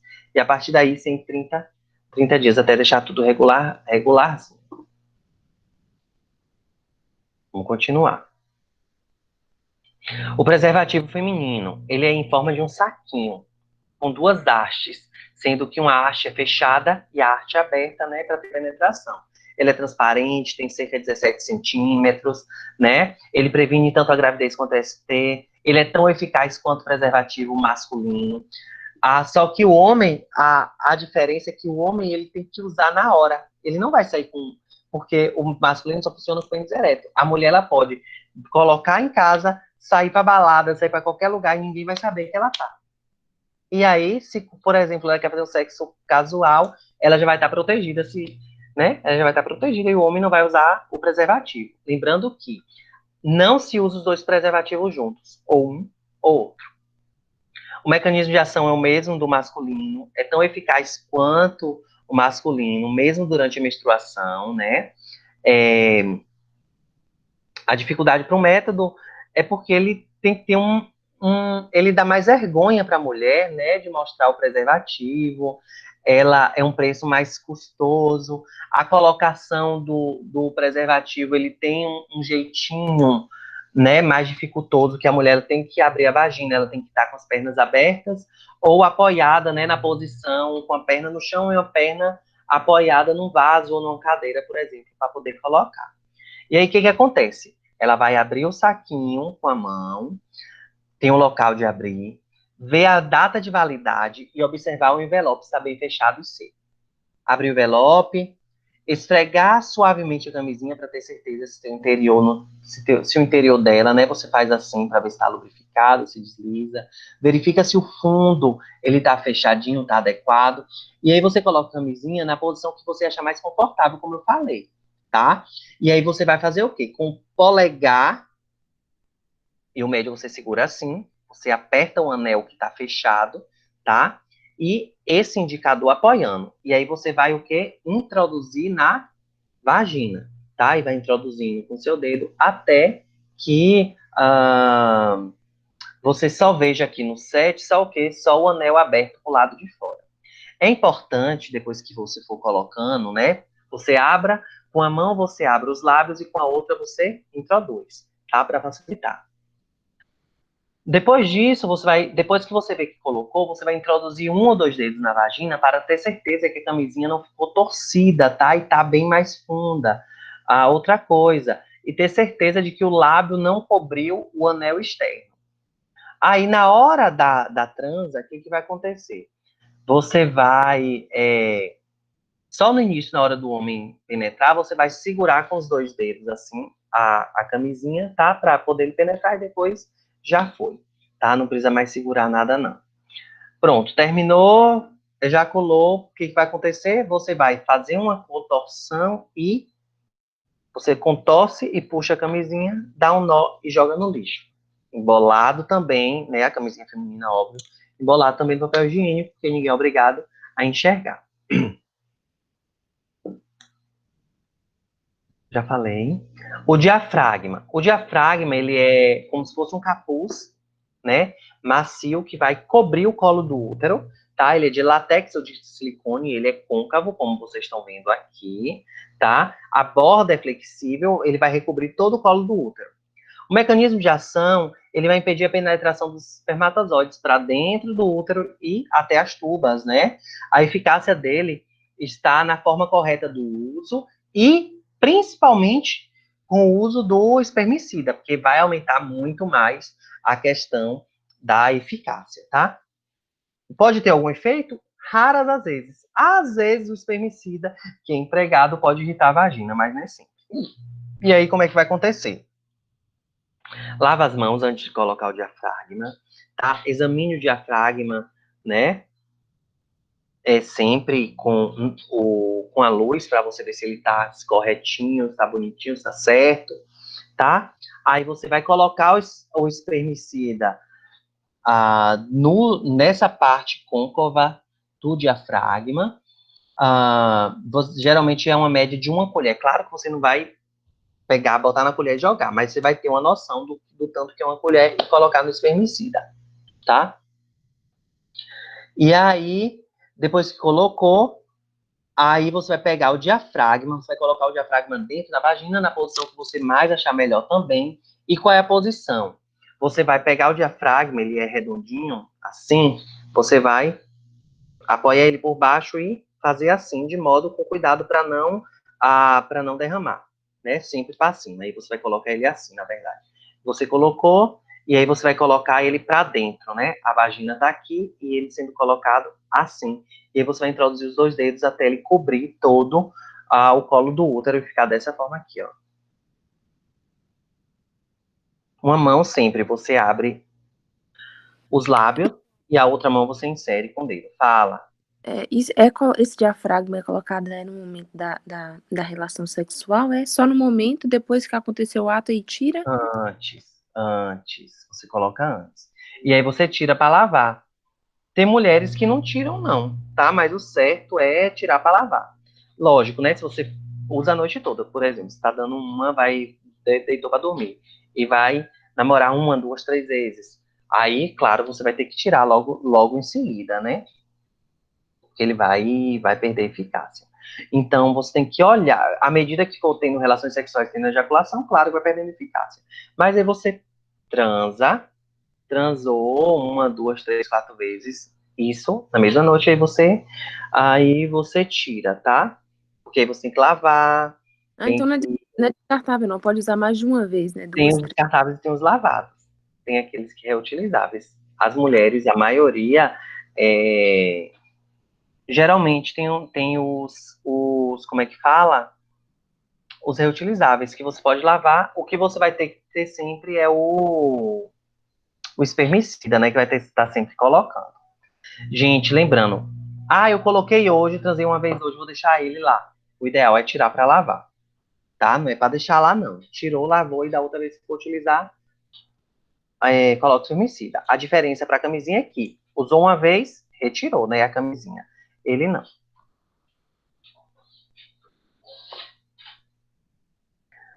E aí você tem que orientar a técnica de uso, determinar o tamanho adequado do diafragma com a mulher, testar, né, a medida correta e solicitar que a usuária retire e coloque o diafragma, verificando se ela sabe colocar corretamente e sente algum desconforto. E orientar a mulher a urinar sempre após as relações sexuais, tá? É interessante ela sempre urinar antes das relações sexuais. Porque, claro, ela urina pela uretra. A uretra está acima do canal vaginal, mas no momento que ela está sentada, se ficou algum resquício de líquido ali no canal vaginal, que é abaixo, vai descer pela forma da gravidade, porque ela vai estar o quê? Sentadinha e a vagina vai estar para baixo, né? A vagina o que tiver no canal vaginal vai estar escorrendo e descendo, tá? Ficou claro? Não quero que eu quero que isso fique claro para não parecer. O professor Pablo disse que ela que é para urinar que vai sair, não. Lógico, quando ela for urinar, a vagina vai estar assim, né? Aqui está a vagina, e aí aqui é o buraquinho, aqui é a glândula, vou botar aqui. Aqui tá, vamos simular que ela tá sentadinha no vaso, e aí a vagina aqui. Aqui tá oh meu Deus, o clítoris, né? Abaixo do clítoris, nós temos o quê? Nós temos a uretra, que é por onde vai sair o xixi, e mais abaixo da uretra nós temos aqui o quê? O canal vaginal, eles não se encontram. Só que pela força da gravidade, no momento que ela for fazer xixi, ela vai fazer força, e aí o que está na vagina, se tiver, né, o espermatozoide, o líquido, ele vai o quê? Vai escorrer, vai sair. Se tiver algum espermicida ali dentro, algum líquido, vai escorrer e sair, tá? Gosto de deixar isso claro para não falar que eu tô dizendo coisa errada. O espermicida. O espermicida é uma substância química introduzido na vagina como é que diz? Falei agora, com o diafragma, né? Esses espermicidas, eles vão destruir ou imobilizar os espermatozoides, né? Ou então eles inativam as enzimas que faz que o espermatozoide ele penetre no óvulo. Ele é eficaz como? Em uso rotineiro, né? Não consistentes, são pouco eficazes. A taxa de gravidez é de 26 para cada 100 mulheres, ou seja, qual a taxa de eficácia do espermicida? De 74%. Se ela usa corretamente, né, adequado, junto com o diafragma, ela vai fazer o quê? A taxa de gravidez vai ser de 94%, ou a taxa de eficácia é de 94%, ou seja, a gravidez cai de 6 para 100. Então, a eficácia é muito, muito boa, tá? Pode causar efeitos? Pode. Irritação, alergia na vagina, no pênis, fissuras, microfissuras na vagina, né? Enfim, modo de uso. O espermicida, como eu disse, ele pode ser colocado no diafragma, e como eu disse para vocês, ele é mais eficaz, ou ele é colocado com um aplicador, tá? Que deve ser introduzido na vagina, no canal vaginal, o mais fundo possível. Aí você vai colocar a bisnaga, apertar a bisnaga, né? Que tem o espermicida nesse aplicador, e vai introduzir, né? O cilindro do aplicador na vagina, forçando esse conteúdo todo para dentro, tá? O espermicida, ele é eficaz por um período de 1 hora após a sua aplicação. Então, se você aplicou agora, então é bom transar logo, porque depois de 1 hora que você aplicou ele,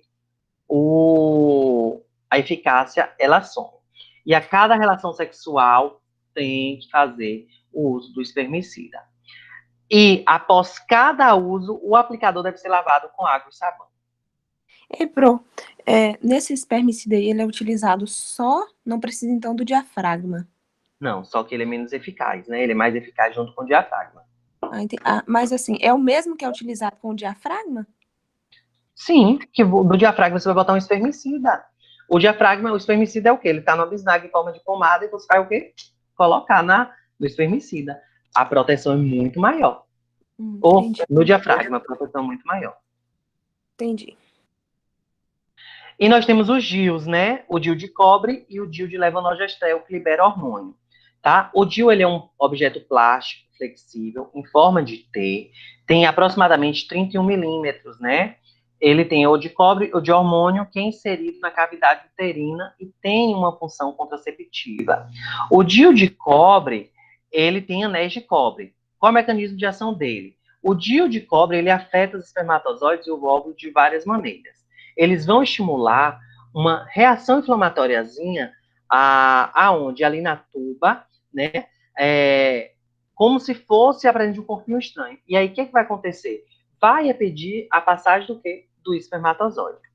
O DIU-TCU, né, é o que é... O DIU-TCU 380 é o que tem na unidade básica de saúde. Ele é o mais eficaz dos DIUs com cobre, e o efeito dele, depois da inserção, dura 10 anos. Se a mulher inseriu, não teve nenhum problema, né, com ele, ele vai ter um efeito de 10 anos e uma dificuldade muito grande de engravidar. Ele tem efeito? Tem, porque altera o ciclo menstrual, pode gerar sangramento menstrual prolongado, pode ter cólicas de maiores intensidades, né? E algumas podem sentir dor com até 5 dias após a inserção. Pode ter complicações? Pode. Gravidez ectópica, gravidez tópica, perfuração, expulsão, dor ou sangramento, infecção. Pode acontecer, não são em todas as mulheres, é o mínimo possível. O DIU, ele deve ser inserido durante a menstruação, pois tem algumas vantagens, como porque você descarta a gravidez, a inserção é mais fácil, porque durante a menstruação, a, a cervice uterina, né, o canal do colo cervical, ele vai estar mais dilatado e pode causar menos dor, porque justamente pelo fato do colo estar mais dilatado. O DIU de levonorgestrel, né, que é também em forma de T, ele contém esse hormônio, e esses níveis elevados na cavidade uterina desse hormônio liberado pelo DIU ocorre uma sensibilidade do endométrio ao estradiol, né, que está circulando. E aí, como esse levonorgestrel leva ao endométrio, né, está insensível ao estradiol, ele vai fazer com que a viscosidade do muco cervical ele se aumente. E aí, fazendo com que a produção aumentada, né, da viscosidade do muco cervical seja diminuída, muitas mulheres vão ter anovulação. O que é anovulação? Ou seja, muitas mulheres vão deixar de ovular. Ou seja, ou as mulheres não ovulam, ou ele impede o que? A passagem do espermatozoide. Ele é eficaz? Ele é muito eficaz. A eficácia dele é tão grande quanto a esterilização cirúrgica. Por quê? Ao invés do cobre, porque o cobre ele produz o quê? Nas tubas uterinas aqui. Ele produz a reaçãozinha inflamatória. Essa reaçãozinha inflamatória diminui o espaço do quê? De passagem do espermatozoide. O DIU de levonorgestrel, ele vai ter um hormônio circulante que vai impedir o quê? A anovulação ou evitar o quê? Evitar o encontro do espermatozoide com o óvulo, principalmente, né? Que é o que os DIUs vão fazer.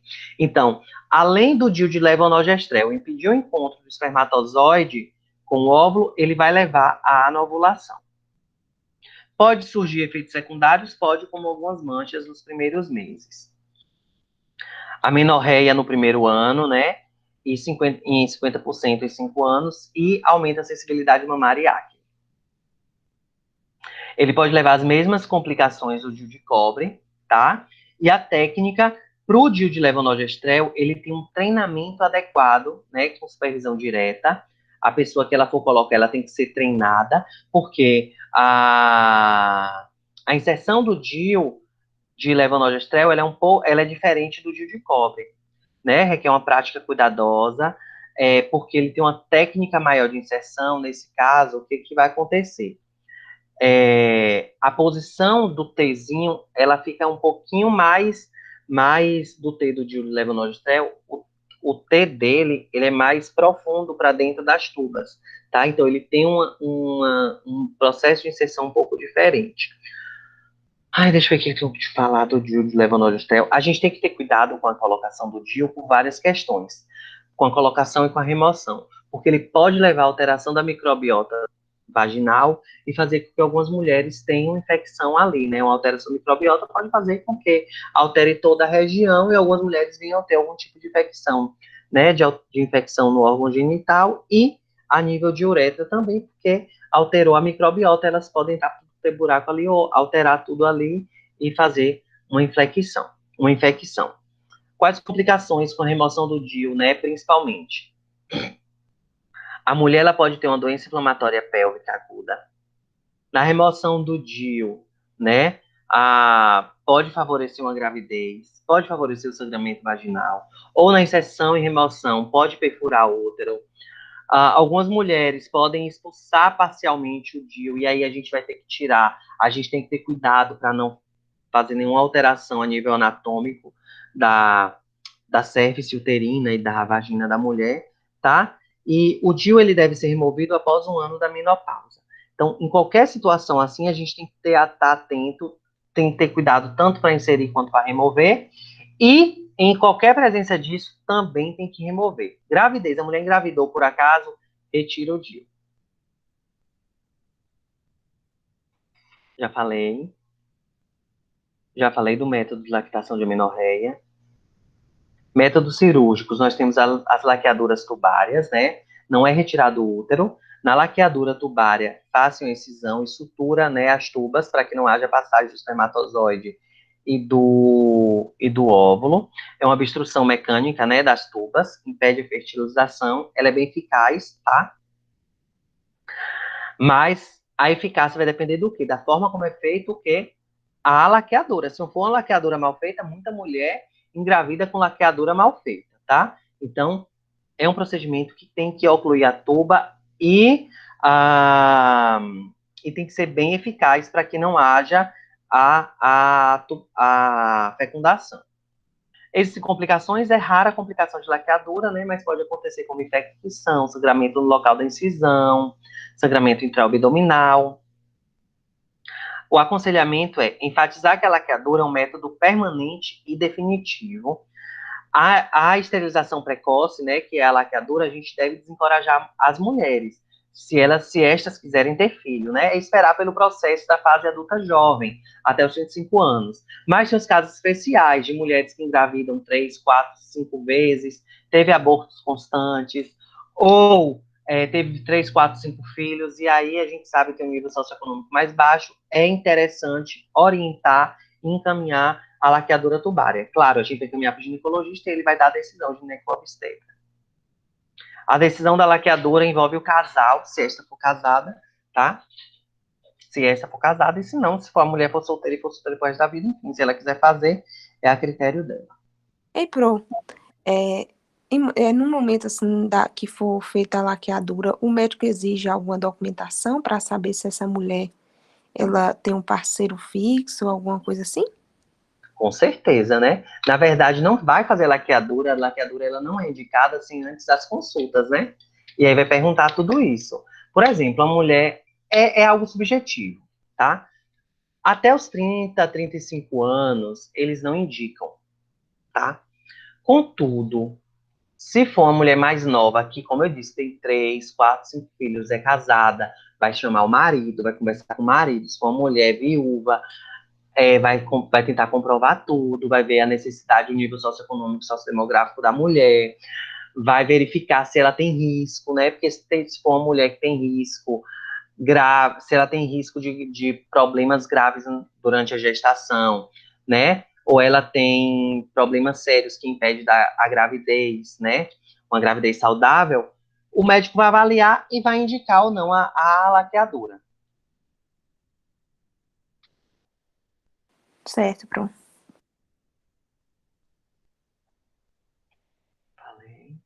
A vasectomia também é um procedimento, né, cirúrgico, é mais simples, de pequeno porte, rápido, seguro, porque vai se ligar o quê? Vai fazer uma ligadura nos ductos deferentes, né, que é esse ducto, o que vai acontecer?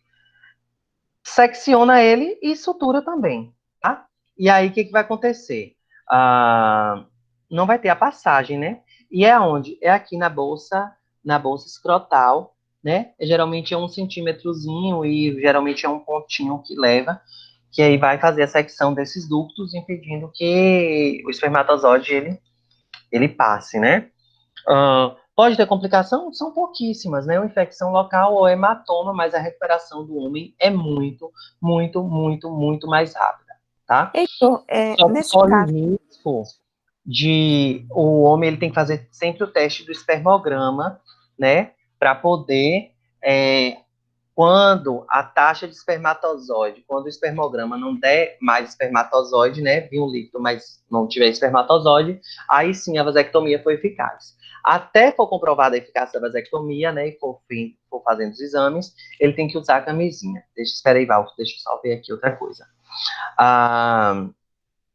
Ela é mais segura, menor custo, né? A eficácia é feita também por meio do espermograma, como eu disse, que vai interromper o fluxo de espermatozoide em direção à próstata, né? E às vesículas seminais e, consequentemente, ao quê? E, consequentemente, a ejaculação do líquido seminal com o espermatozoide. Então, sai o líquido, mas não sai sai o líquido, mas não sai o espermatozoide. Por quê? O espermatozoide formado no testículo, ele não ele não vai passar logo. A próstata, né? O que acontece com a próstata? A próstata, ela produz o líquido, né? E aí, o que vai acontecer? Esse líquido, ele não vai vir com o espermatozoide. Não vai vir com o espermatozoide. E aí, a mulher não vai engravidar, óbvio. Mas tem que fazer sempre os testes. Fala, Val. Não, Pro, era isso mesmo, você já tirou minha dúvida aí. Era isso que eu queria saber, porque em relação à vasectomia, né, o homem aí agora, no caso, ele iria, né, ejacular, mas não teria, não vai ter o espermatozoide, né? Exatamente. Só o líquido mesmo. Era isso que eu Exato. queria saber. A anticoncepção de emergência, né? É a pílula que contém estrogênio e progesterona. Nós temos ela combinada ou temos ela só de progesterona, né? E ela não deve ser utilizada sempre. É só depois de uma relação sexual casual desprotegida para evitar a gravidez, né? A pílula do dia seguinte. Qual o mecanismo de ação? Ela é tomada antes da ovulação, inibe ou atrasa a liberação do óvulo do ovário. Ele vai interferir na migração do espermatozoide para o colo uterino.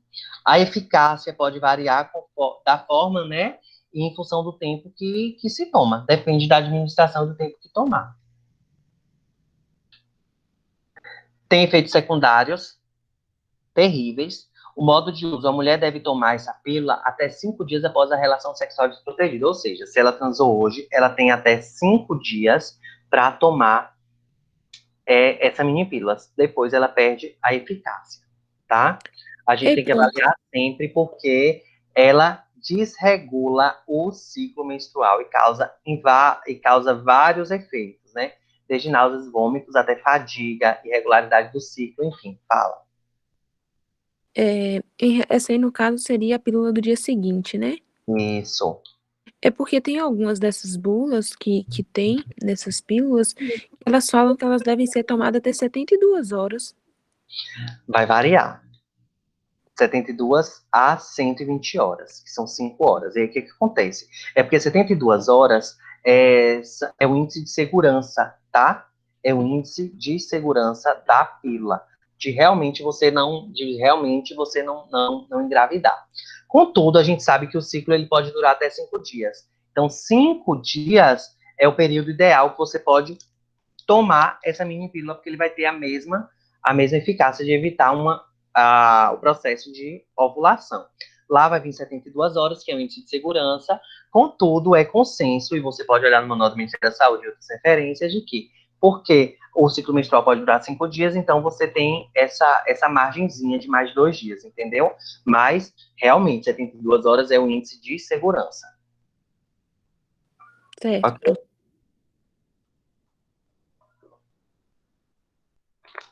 Hoje, gente, nós temos os métodos comportamentais, tá? Eu vou passar por eles rapidinho, porque eles são bem mais fáceis, tá? Os métodos comportamentais, eles são pouco eficazes e você tem que conhecer o seu ciclo menstrual adequadamente. Se ele não for regular, você tem que estar anotando mês a mês o dia que sua menstruação chega e contando sempre 12 dias, de 12 dias, né, após a descida da menstruação, para entender o período fértil.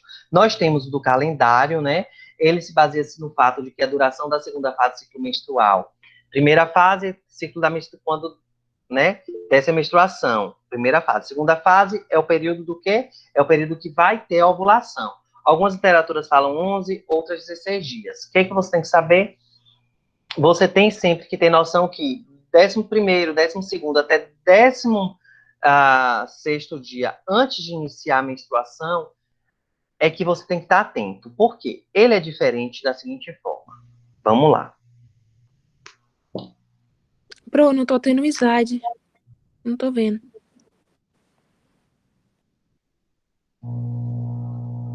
Tá vendo, Val? Não, né? Ainda não, Pro. As meninas tudo saíram.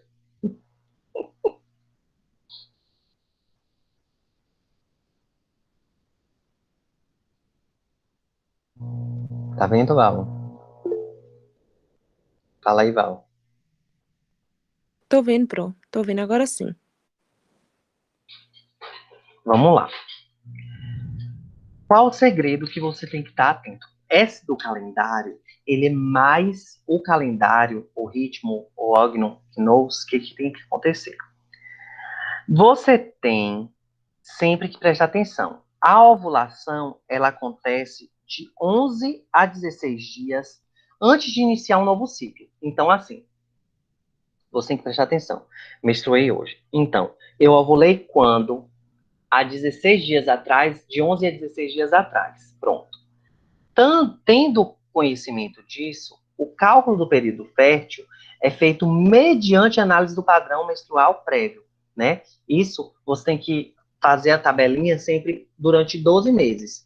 Por quê? Porque o ciclo tem que ser regular, tá? E o ciclo sendo regular, você vai ter sempre um padrão de quê? Você menstrua sempre 16 dias antes de iniciar um novo ciclo. Iniciou hoje, então, 16 dias você estava, há 16 dias atrás você estava fértil. Mês que vem você vai menstruar. Então você tem que contar, 16 dias antes eu estava no período fértil.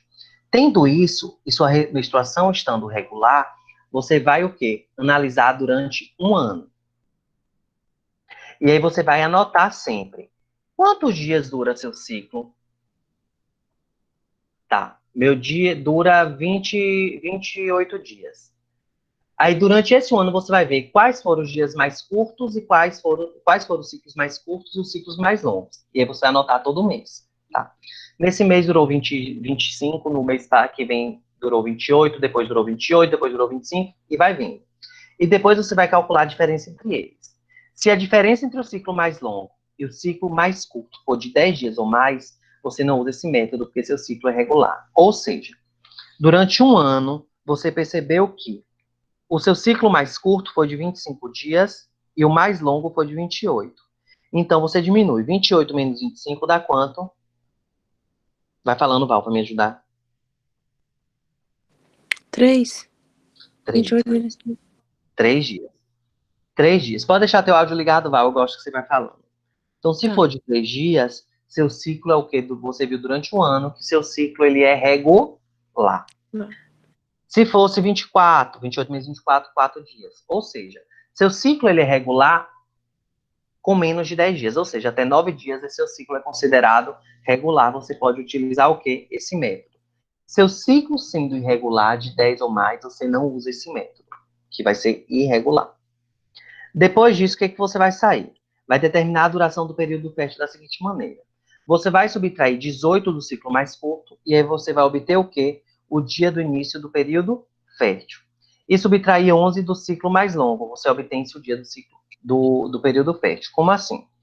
Vamos dizer, Val, que eu peguei o exemplo aqui, que seu período mais curto foi dia 25, foi de 25 dias. Aí você diminui o quê? De 18. 25 menos 18 vai dar 7, tá? 7, todo dia 7 é quando inicia o quê? O seu ciclo, o período fértil. Ou seja, você pode engravidar. Deixa eu terminar aqui, você tira as dúvidas. Qual o seu ciclo mais longo? Eu falei, 28, dia 28. Então, você diminui 28 de 11. 28 menos 11, 8 menos 1, 7. 17. Dia 17. Deu 17, 28 menos 11. Então, dia 17 é o fim do seu período fértil. Ah, Paulo, mas dá 10 dias. É, porque 7 para 17 dá 10. É o índice de segurança. Né? Mas a gente sabe que o período fértil dura 6, 7 dias. Mas aí você usa o quê? Esse índice de segurança, porque tem períodos mais longos e mais curtos. Essa variação aí, então, né? Isso. Então vamos repetir. Vamos repetir. Primeiro de tudo, você vai verificar o quê? A duração do seu ciclo. Vai ver qual o ciclo mais curto e o ciclo mais longo. Eu pedi o quê? Dei um exemplo seu. Seu ciclo mais curto durou 25. Seu ciclo mais longo durou o quê? 28. Aí você vai diminuir. 28 menos 25 vai dar 3. Então, qual a diferença entre eles de 3 dias? Então, 3 significa o quê? Que sua menstruação ela é regular. Então, qualquer ciclo de 3, 4, 5, 6, 7, 8 ou 9, de 1 a 9, é regular. Acima de 9 é irregular. Então, se você viu que um ciclo é regular com até 9 dias, né, de diferença, aí você usa a tabelinha. Aí, como é que você vai fazer a tabelinha? Você vai calcular o quê? O período mais longo, que foi 28, diminui de 11, e o período mais curto diminui de 7. E aí você vai ver o quê? Que o período mais curto diminuído por 18, o valor vai ser o seu quê? O início do seu dia fértil. Então, todo dia 7, você vai perceber que é o que? O início do seu dia fértil. 28 menos 18 vai dar 7. Então, todo dia 7, seu período fértil, tá? O início. E qual vai ser o fim do seu período fértil? Quando você pegar o período mais curto, que é 25, ou quando você pegar o seu período, o seu ciclo mais longo e diminuir por 11. 28 menos 11 vai dar 17. 17 é o seu quê? O fim do seu período fértil. Então, todo dia 7 é seu início do período fértil e todo dia 17 é o fim do seu período fértil. Ei, peraí, no caso, meu ciclo menor é 25, eu vou diminuir por quanto? Por 18. E o mais longo vai ser de 28 diminuído por 11, é? Por 11. Sempre o curto por 18 e o longo por 11. Isso é tipo uma tabelinha, esse cálculo. É uma tabelinha. Isso é um indicador. É Tá, fixo. 18 e 11 é fixo. certo. E aí os resultados vai ser o início e o fim do seu ciclo. Aí, no caso, o início, né, vai ser essa soma aqui de 25 menos 18, que vai dar quanto? 7, é? 25 menos 18 vai dar 7. Então, no caso, o início do meu período, período fértil vai ser dia 7 e o final, dia 17, né? Isso. Ok. Isso. Ok. E aí, para evitar a gravidez, né, você vai, se você não quiser ficar grávida, você vai ficar nesse período sem ter sexo ou usando camisinha. E se você quer engravidar, aí que você deve o quê? Namorar. Fudei. Dar nhanhada. E aí, como é que você vai fazer? Você vai sempre anotar, né? Pegar a tabelinha. Por que fala tabelinha? Porque você vai sempre anotar quando você menstruou, né? O início da tua menstruação sempre, quando durou todo o seu ciclo. O início do período e o fim. O início e o fim. O início e o fim. Eu tenho que ter, então, uma base mais ou menos de quando é que eu comecei e finalizei meu ciclo, né? Porque assim, que o início de um ciclo é o fim do outro. Por exemplo, hoje você engravidou. Dia 4 vai ser o início de um ciclo, o fim de um ciclo e o início do outro. É o período atual. Igual para o ciclo ele ser regular, ele tem que ser, tem que ter, quantos dias mesmo? Você falou até quantos dias? A diferença é de 9 dias. Se passou de 9 dias, ele não é ele não é regular. Certo. Porque 21 a 28 dias é considerado o período fértil, né? Só que aí a gente vai e bota para 29. 21 a 29. E aí, alguns livros falam 28, outras literaturas 29. De 21 a 29. Então, 29, 30, enfim.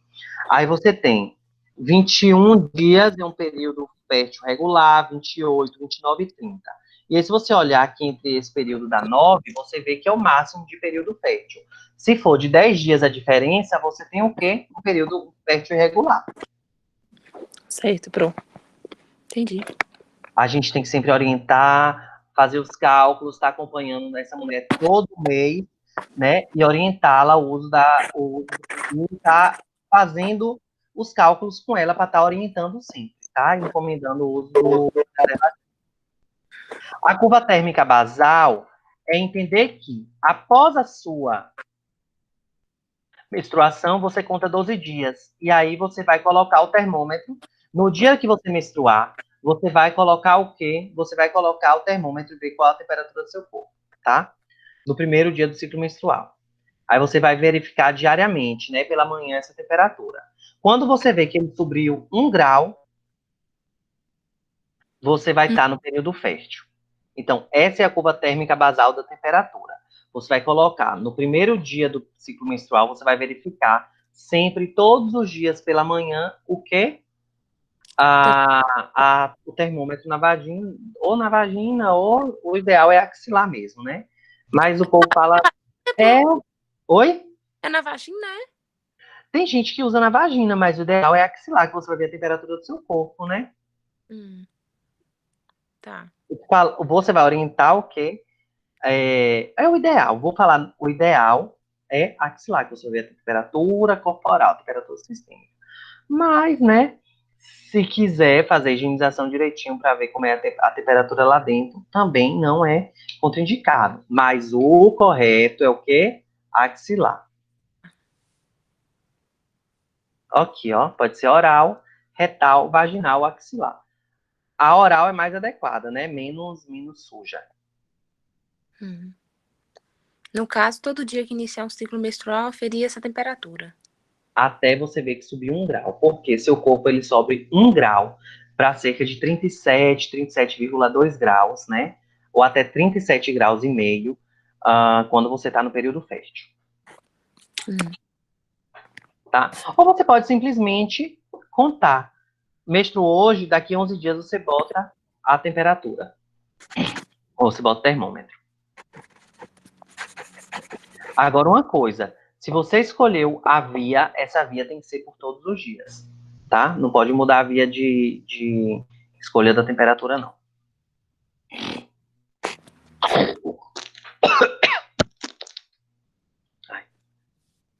E aí você vai ver que dia caiu aquilo. Isso você vai olhando todo mês.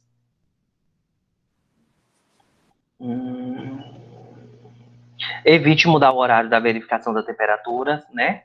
Sempre verifique no mesmo horário. Não ingira bebida alcoólica. Não durma muito tarde. Não tenha um sono tranquilo, né? Se você tiver um resfriado, uma gripe, é importante parar, porque ela vai alterar a temperatura mesmo. E evitar várias questões. O muco cervical Billings é o quê? Eles são as modificações do muco ao longo do ciclo menstrual. Na fase pré-ovulatória, ao término da menstruação, pode começar uma fase seca, né? Que não tem muco. Ou com sensação igual ou contínua na aparência e na sensação. Você vê que o muco ele é menos espesso, tá? Você vai se sentir mais seca. Aí depois que você começa a entrar na fase do início do ciclo, o muco começa a ficar o quê? Esbranquiçado e pegajoso, que se quebra durante quando ele vai ficar esticado. No período da fase ovulatória, esse muco, quando você estiver ovulando no período fértil, o muco ele vai estar esbranquiçado, turvo, pegajoso, tá? E ele não vai se quebrar, ele vai ficar puxando igual a clara do ovo.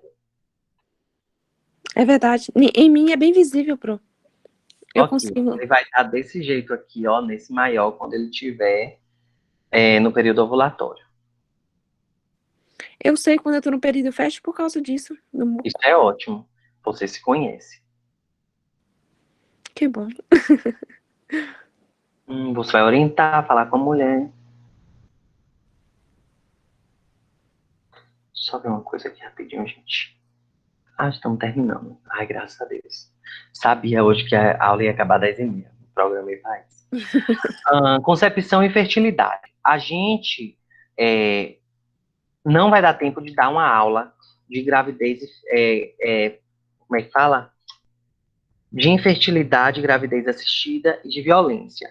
Mas eu vou deixar disponibilizado no Moodle material, tanto slides, os meus slides para vocês lerem, tá?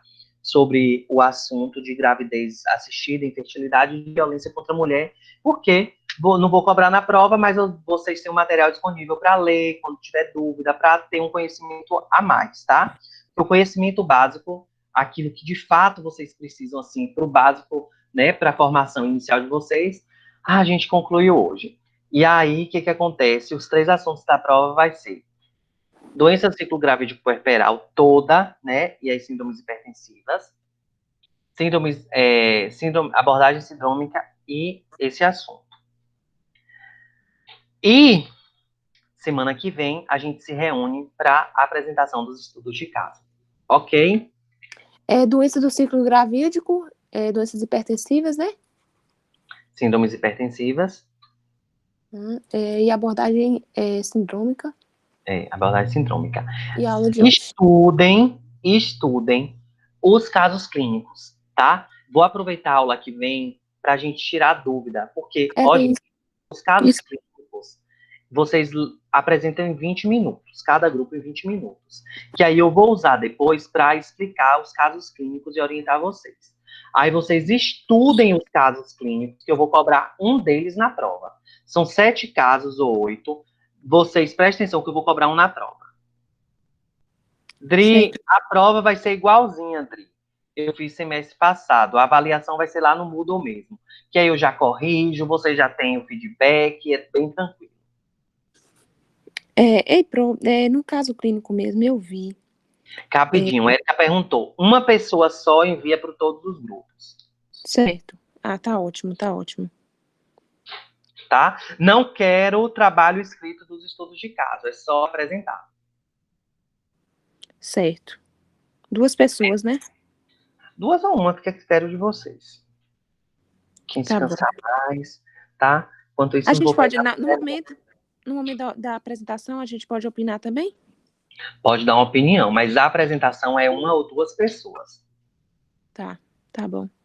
Ó, gente, Adriana, é claro que eu dou tempo para vocês responderem. Eu não dei da outra vez. Vários dias não me conhece mais, não é? Vão ser, geralmente. Não, não vai ser 2 horas. Eu não dei 2 horas semana da outra vez minha avaliação, não. Eu deixei aberta, vocês quiserem 2 horas. Só Não, que tem uma pô. coisa, Você deixou o pô. tempo? Mais de 2 horas só? Foi. Não, mas teve pessoas que erraram e fizeram de novo. Mas durante esse tempo aí que você deu, tipo assim, você abria, você não podia sair da página e você tinha 2 horas para responder. Eu vou aumentar o tempo. O que que eu vou fazer? Hum. Vamos combinar com a prova. Então, assim, eu vou publicar ela na manhã e vai ficar o dia todo aberto. Pode ser? E aí, assim, vocês têm 2 tentativas. Fez a primeira e tem a segunda tentativa. Eu vou aceitar a segunda tentativa de cada uma. Ei, Pro, mas no caso, você vai. Pode ser. Mas vai ser qual dia, Pro? No dia da prova, na quinta-feira, gente. No, Nosso ca... dia no caso dessa quinta 15. dessa quinta a 15. Então, vou fazer assim: eu vou deixar 2 dias abertos. Vou deixar a quinta e a sexta, e aí vocês têm que fazer. Ótimo, ótimo. É porque, como a gente trabalha, então, assim, às vezes você deixa um dia, mas pra gente que trabalha o dia todo, é praticamente, né? Fica meio ruim. Se você deixasse 2 dias, era bom. Porque a gente se programava, entendeu?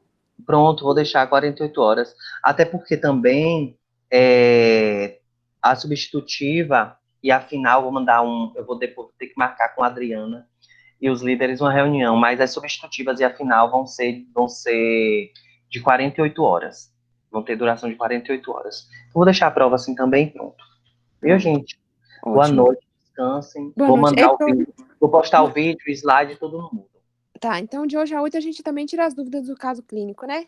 Isso, isso. Então não tem necessidade da gente. É porque meu grupo que fez, a gente ia te enviar hoje, só que a gente tava com dúvida e queria tirar antes de terminar de responder. Envia que eu olho, avalio e aí eu dou essa chance se tiver alguma coisa errada para vocês coisar.